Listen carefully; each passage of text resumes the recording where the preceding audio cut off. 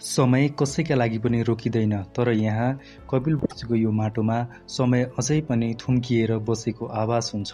29 वर्ष सिद्धार्थ गौतमले यही दरबारका पर्खालभित्र आफ्नो जीवनको सबैभन्दा ठूलो महत्त्वपूर्ण समय बिताउनुभयो। हामी आज पनि त्यही सुख र सुविधा खोज्दैछौँ जुन सिद्धार्थले 2500 वर्ष पहिले यहीँबाट त्याग्नु भएको थियो।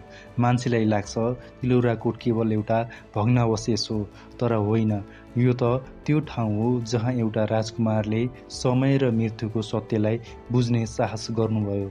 उहाँले दरबार छोड्नु भएको थिएन, उहाँले त हामीभित्रको अन्धकारलाई छोड्ने बाटो रोज्नु भएको थियो। आज विश्वले शान्ति खोजिरहेको छ, तर शान्तिको स्रोत यही तिलौराकोटको माटोमा दबिएर बसेको छ। यहाँका प्रत्येक इँटाहरूले सिद्धार्थको त्यो छटपटी र सत्यको खोजीलाई अझै पनि जीवितै राखेका छन्।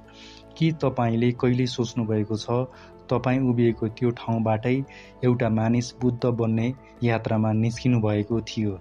समय फेरियो, युग फेरियो, तर जीवनको त्यो सत्य अझै पनि त्यही छ। इतिहास हेर्न होइन, आफैलाई चिन्न र एकपटक कपिलवस्तु आउनै पर्छ, बुद्धको पाइला पछ्याउँदै सत्यको खोजीमा।